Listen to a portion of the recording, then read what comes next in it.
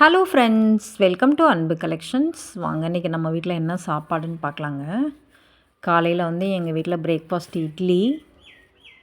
இட்லிக்கு side dish தேங்காய் சட்னி.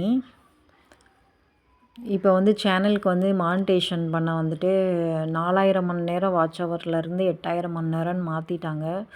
சும்மாவே நமக்கு வாட்ச் ஹவர்ஸ் கிடைக்கவே கிடைக்காது, இருக்க குறைஞ்சிக்கிட்டே போகுது. இதில் இப்படி வேறு சொல்லிட்டாங்களா, மனசே சரியில்லை.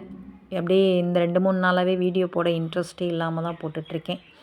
வாங்க லஞ்சுக்கு என்னன்னு பார்க்கலாம். லஞ்சுக்கு மதியானம் சுட சுட வடித்த சாதம்.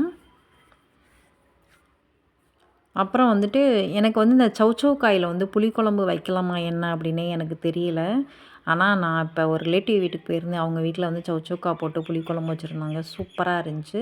சரி நம்மளும் ஒரு வாட்டி ட்ரை பண்ணலாமே அப்படின்னு சொல்லிட்டு சௌச்சௌக்கா போட்டு புளிக்குழம்பு வச்சுட்டேன். முருங்கைக்காய் எந்த குழம்புல போட்டாலுமே சூப்பராக இருக்குங்க. சாம்பாரும் சரி, புளிக்குழம்பும் சரி. சில ஊர்களில் மட்டன்லேயே முருங்கைக்காய் போடுறாங்க.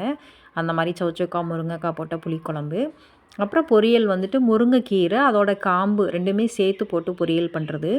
இப்போ டாக்டர்ஸே என்ன சொல்கிறாங்கன்னா, முருங்கைக்கீரையோட காம்புலேயே நம்ம சூப் வச்சு சாப்பிடலாம் அப்படின்னு சொல்கிறாங்க. அது நல்ல ஒரு சத்து இருக்குது. முருங்கைக்கீரையில் உங்களுக்கே தெரியும், இந்த கால்சியம்லாம் நிறையா இருக்குது, அயன்லாம் நிறையா இருக்குது அப்படின்னு சொல்கிறாங்க. அதனால் அந்த பிஞ்சு காம்பாக எடுத்து கீரையோடு போட்டு பொரியல் பண்ணாச்சு. லாஸ்ட்டாக ஒரு வேக வச்ச முட்டை. வீடியோ பிடிச்சா லைக் பண்ணுங்கள், ஷேர் பண்ணுங்கள், சப்ஸ்கிரைப் பண்ணுங்கள். உங்கள் வீட்டில் என்ன சாப்பாடுன்னு கமெண்ட்ஸில் சொல்லுங்கள். தேங்க்யூ.